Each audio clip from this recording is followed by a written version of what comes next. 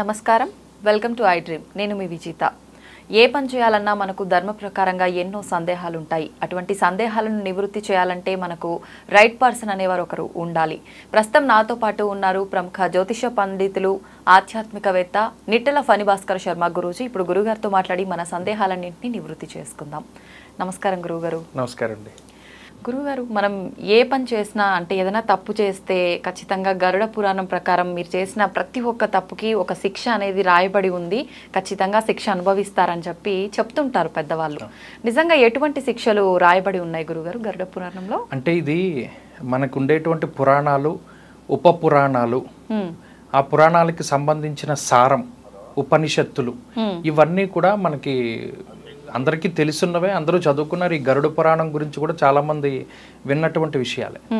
అయితే ఏమిటి ఈ శిక్షలు, ఎందుకు ఈ శిక్షలు, నిజంగా అనుభవిస్తామా అనే క్యూరియాసిటీ చాలా మందికి ఉంటుంది. అసలు మరణానంతర స్థితిని తెలుసుకోవడానికి చాలా మందిలో క్యూరియాసిటీ ఉంటుంది. మీకు అటువంటిది ఎప్పుడైనా తెలుసుకోవాలి అనిపించినప్పుడు మార్కండేయ పురాణం చదవాలి.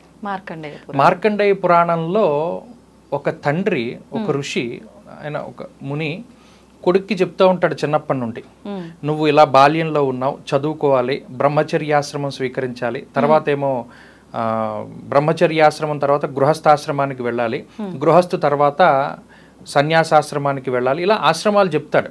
ఈయన వింటా ఉంటాడు. ఇలా నిర్లిప్తత ఆయనలో, ఒక రకమైనటువంటి నిర్లిప్తత, ఉత్సాహం ఉండదు.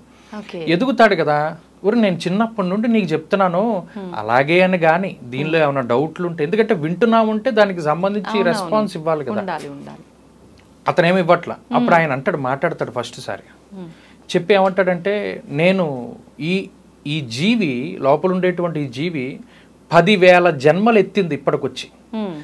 ముందు నేను ఎత్తేనో లేదో తెలియదు, కానీ నాకు 10,000 జన్మలు గుర్తున్నాయి.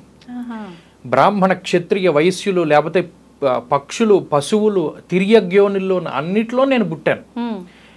గత జన్మలో నేను కొంత సాధన చేశాను, ఆల్మోస్ట్ నాకు మోక్షం కానీ లేదా అసలు ఇంకో జన్మ ఉండకూడనటువంటి స్థితి వచ్చింది, కానీ చిన్న తప్పిదం చేశాను నేను. అందుకని మళ్ళా ఈ జన్మలో నేను పుట్టవలసి వచ్చింది. బహుశా ఆ జన్మలో చేసినటువంటి పుణ్యం వల్లేమో నాకు పూర్వజన్మ స్మృతి కలిగింది, పూర్వజన్మలన్నీ గుర్తొస్తున్నాయి. గత జన్మల్లో చేసినటువంటి తాలూకా కొంత పాపక్షయం మిగిలిపోయి మీ యందు పుట్టాను నేను తండ్రి గారు. అందుకని నేను మళ్ళీ పెళ్లి చేసుకోవాలని కానీ, మళ్ళీ పుట్టాలని కానీ, ఇంత చదవాలని కానీ నాకేం అనిపించట్లేదండి.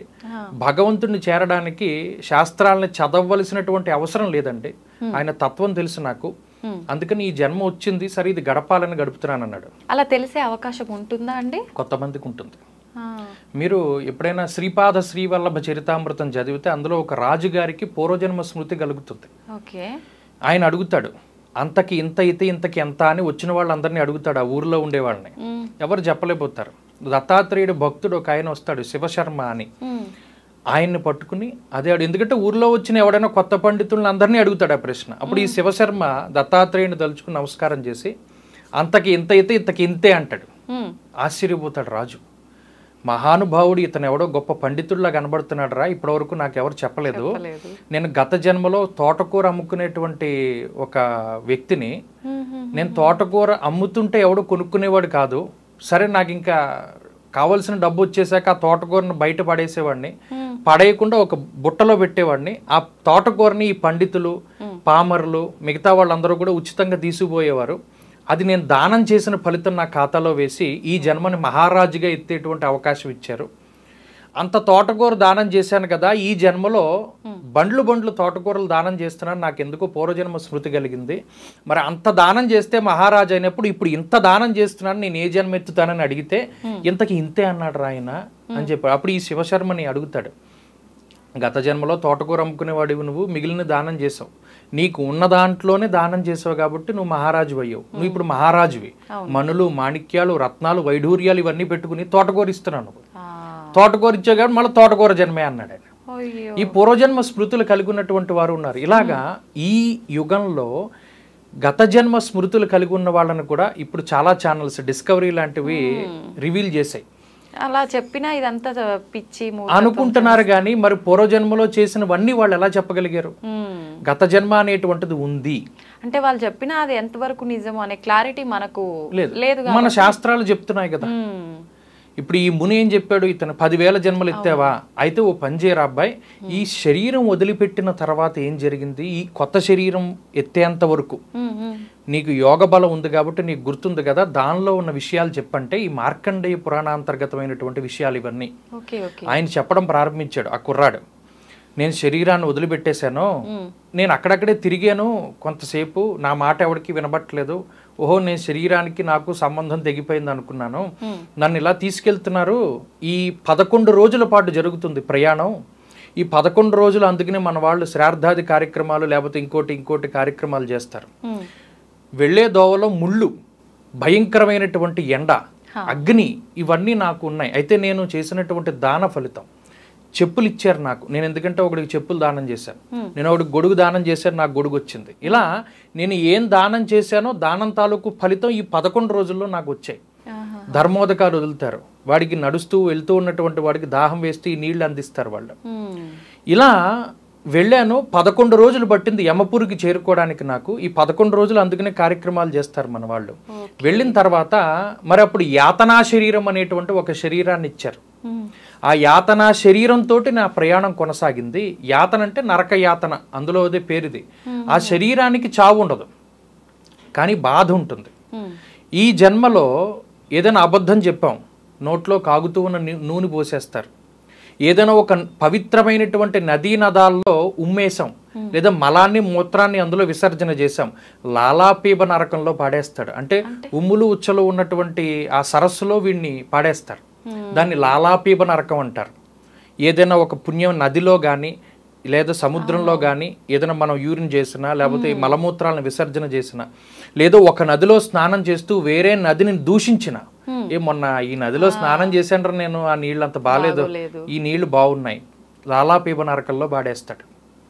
అలాగే పరభార్య మోహితులు, ఎవరైతే తన భార్య కాకుండా వేరే భార్యని ఆలింగనం చేసుకుంటాడో వాడిని తీసుకెళ్లి భగభగా మండుతూ ఉన్నటువంటి ఎర్రటి స్తంభాన్ని కౌగిలించుకోమంటారు. అలాగే స్త్రీలకి కూడా ఇదే రకమైనటువంటి శిక్షలు ఉంటాయి. ఈ శిక్షల నుండి మనం బతుకున్నప్పుడే మనం ఏదైనా చేసుకుని తప్పించుకోవాలి కానీ ఒకసారి శరీరాన్ని వదిలిపెట్టేస్తే మనకి కుక్క జన్మ వస్తుందో కోతి జన్మ వస్తుందో తెలియదు. ఈ జన్మలో ఏ జీవినైతే మనం హింసించి చంపేస్తామో ఆ జీవి మీద ఎన్ని రోమాలైతే ఉంటాయో అన్నిసార్లు ఆ జీవిగానే పుడతామని చెప్పింది కాశీఖండం.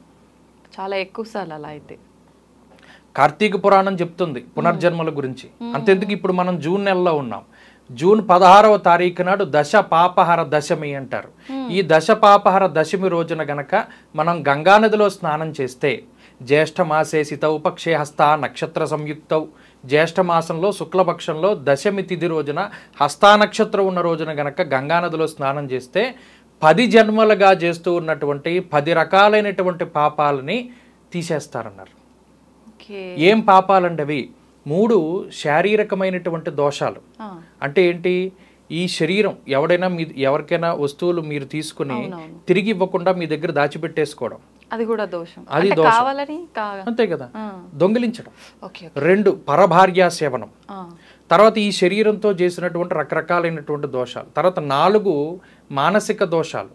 మనది కాని దాన్ని మనది కింద ఊహించుకుని అనుభవించడం మనసులో, అది కూడా దోషం. మరి అంతే కదా. అలాగే ఇంకా మానసిక దోషాలు చెప్పాడు, చాలా భయంకరమైనవి.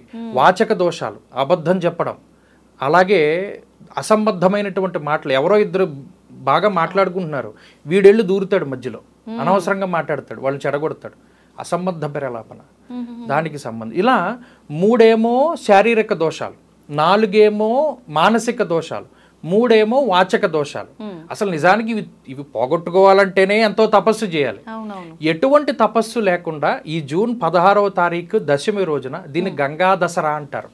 అమ్మవారికి ఎలా అయితే దసరా ఉంటుందో గంగా నదికి కూడా దసరా ఉంటుంది. అది ఈ జ్యేష్ఠమాస పాడ్యమి నుండి నవమి వరకు ఉండి దశమి రోజున స్నానం చేయాలి. అది కూడా దశాశ్వమేధ ఘాట్లో చేయమన్నాడు కాశీలో. అలా చేస్తే 10 జన్మలుగా వస్తున్న 10 రకాల పాపాలు పోతాయని చెప్పి శాస్త్రం చెప్పింది. మరి ఇవన్నీ కూడా మనం కర్మలే కదా. ఈ కర్మల్ని అనుసరించే గరుడ పురాణంలో మనకి శిక్షలను చెప్పారు. ఇవి అనుభవించి చెప్పినటువంటి వారు ఉన్నారు. ఓకే. పురాణాల్లో ఇప్పుడు ఈ మార్కండేయ పురాణంలోనే అతను చెప్తాడు ఈ విషయాలన్నీ. కాబట్టి ఇవన్నీ కూడా ఉన్నాయి. గరుడ పురాణంలో వేసేటువంటి శిక్షలు, కొన్ని శిక్షలు భగవంతుడు మరణానంతరమే వేయడు, ఈ జన్మలోనే అనుభవించేలా చేస్తాడు. చాలా మందికి దుర్భరమైనటువంటి మరణం సంభవిస్తుంది, అవి కూడా భగవంతుడు వేసేటువంటి శిక్షే. చాలా కాలం పాటు బెడ్ రిడన్ అయిపోయి మరణిస్తారు. మరి అలా అవ్వకూడదనే ప్రతిరోజు మృత్యుంజయ మంత్రం చదువుతారు. త్రయంబకం యజామే సుగంధిం పుష్టివర్ధనం. దోసపాదు నుండి ఆ దోసకాయ ఎలా వేరైపోతుందో నా జీవిని ఈ శరీరం నుండి అలా విడగొట్టే మహానుభావ అంటాడు. అలా మన వాళ్ళు ఇవన్నీ కూడా ఎప్పటి నుండో చెప్పినటువంటి విషయాలు. మరి గరుడ పురాణం అందులో చెప్పినటువంటి శిక్షలు ఇవన్నీ ఉన్నాయి. ఆ శిక్షలు మరణానంతరమే కాకుండా జీవించి ఉండగా కూడా వేస్తాడు. అలాగే ఈ శరీరంతో చేసినటువంటి కర్మలు 3 రకాలుగా విడగొడతారు. ఆగామి కర్మలు, ప్రారబ్ధ కర్మలు, సంచిత కర్మలని. ఈ సంవత్సరంలో లీవ్స్ మీకు ఎలా అయితే క్యారీ ఫార్వర్డ్ అవుతాయో, గత జన్మల్లో చేసినటువంటి పాపాలు కూడా క్యారీ ఫార్వర్డ్ అవుతాయి. అందుకనే ఈ జన్మలో భయంకరమైన, ఇందాక చెప్పాను కాశీఖండంలో ఉదాహరణకు మీరు ఒక కోడిని చంపేశారు. ఆ కోడి శరీరం మీద ఎన్ని వెంట్రుకలు అయితే ఉంటాయో అన్నిసార్లు మీరు కోడిగా పుడతారు. ఏ జీవైతే మిమ్మల్ని చంపబడిందో, మీలో ఎంత ప్రాణం ఉందో కోడిలో అంతే ప్రాణం ఉంది కదా, ఆ జీవి మరలా మిమ్మల్ని చంపేస్తుంది అన్నాడు. అలా ఉంటుంది కర్మ యొక్క ఫలితం. ఎట్లా మరణానంతరం కానీ అంటే మనం జన్మలో ఉన్నప్పుడు కానీ అనుభవిస్తున్నాం కదా, మళ్ళీ ఇవి కొన్ని ఉండి మళ్ళీ నెక్స్ట్ జన్మ. అవును, ఇప్పుడు ఈ సంవత్సరంలో మీకు కొన్ని లీవ్స్ ఉన్నాయి, మీరు అనుభవించారు, మిగతా లీవ్స్ ని క్యారీ ఫార్వర్డ్ చేసుకున్నారు. ఇది అంతే, ప్రారంధం అనుభవిస్తారు కర్మల్లో, మిగిలిన కర్మలు క్యారీ ఫార్వర్డ్ అయిపోతాయి. వాటిని ఎలా తీసుకోవాలి అన్నదే మనం తెలుసుకోవాలి. అందుకని ఈ శరీరం ఇచ్చినటువంటి భగవంతుడిని చెప్పాలి, ప్రార్థించాలి కర్మల్ని దగ్ధం చేయమని. అలా చేసేటువంటి ప్రాంతాలు భారతదేశంలో 2 ఉన్నాయి. ఒకటి కాశీక్షేత్రం, కాశ్యాంతు మరణాన్ముక్తి. నువ్వు ఎన్ని కర్మలైనా చెయ్యి, నువ్వు ఎంత నీచపు కృత్యాలైనా చెయ్యి, కాశీలో శరీరాన్ని వదిలిపెడితే నీకు మోక్షం ఇస్తాను, మళ్ళీ పుట్టక్కర్లేదన్నాడు. కాశీలో చనిపోయిన ప్రతి జీవి యొక్క కుడి చెవి పైకే ఉంటుంది. శివుడు తారక మంత్రం చెప్తాడు. ఇది నిజమా కాదా అనేటువంటి విషయాన్ని రామకృష్ణ పరమహంస నిజమా కాదా మనం చూద్దాం అనుకున్నాడు. ఎందుకంటే బోళ్ళని శవాలు రోజు తెల్లారి లేస్తే బోళ్ళంత మంది వస్తూ ఉంటారు. కానీ ఈయన యోగ దృష్టితో చూసేట రామకృష్ణ పరమహంస, ఒరే నిజమేరా, శివుడు ప్రతి ఒక్కడి చెవిలో చెప్తున్నాడు, అందరి చెవుల్లోనూ శివుడే చెప్తున్నాడు రా, అన్ని శివావతారాలు ఉన్నాయిరా అక్కడ కాశీలో, కాశీ మొత్తం శివుడేరా అని చెప్పి ధ్యానంలో చెప్పినటువంటి మాట అది. మరి అది అంత గొప్పగా ఆ కర్మల్ని దగ్ధం చేసేస్తాడు. అలాంటి ఇంకో క్షేత్రం అరుణాచలం. అరుణాచలంలో కూడా కర్మ బీజాలు నాశనం అయిపోతాయి. అందుకని ఆ రెండిటికి వెళ్ళడానికి చాలా మందికి అవకాశం దొరకదు. కాలభైరవుడి యొక్క అనుమతి కావాలి కాశీలో అడుగు పెట్టాలంటే. అరుణాచలం వెళ్ళాలి, ఎన్నో జన్మల పుణ్యం, అసలు ఆ పేరే మన నోట్లోంచి రాదు. అది ఆ కర్మల్ని అలా తీసుకోవాలి. కాబట్టి అసలు పురాణాలకి అతీతంగా, కర్మలకి అతీతంగా మోక్షాన్ని ఇచ్చే ప్రదేశాల 2 మన భారతదేశంలో ఉన్నాయి. మొత్తానికి మనం చేసిన ప్రతి పనికి శిక్ష ఖచ్చితంగా ఉంటుంది, అనుభవించాల్సిందే. వాటి నుంచి తప్పించుకోవాలంటే మనం కొన్ని పుణ్యకార్యాలు, మంచి పనులు చేయాలి. అది కూడా మనకి కలియుగం వెసులుబాటు కల్పించింది. తపఃపరం కృతయుగే త్రేతాయాం ధ్యానముచ్యతే ద్వాపరే యజ్ఞమిత్యాహు దానమీవ కలౌ యుగే. కృతయుగంలో లాగా తపస్సు చేయక్కర్లా, త్రేతాయుగంలో లాగా ధ్యానం చెయ్యక్కర్లా, ద్వాపర యుగంలో లాగా యజ్ఞయాగాది క్రతువులు చెయ్యక్కర్లా, దానం చెయ్యంతే చాలు. ఆ దానం ఒక్కటే కలియుగంలో నిలబెడుతుంది మనిషిని. నువ్వు షోడశ మహాదానాలు చేస్తావా, లేదా దశదానాలు చేస్తావా, లేదు నీకున్నటువంటి దాన్ని దానం చేస్తావా, ఏదో ఒకటి చేస్తే భగవంతుడు చూస్తాడు. ధన్యవాదాలు గురుగారు, చక్కగా తెలియజేశారు.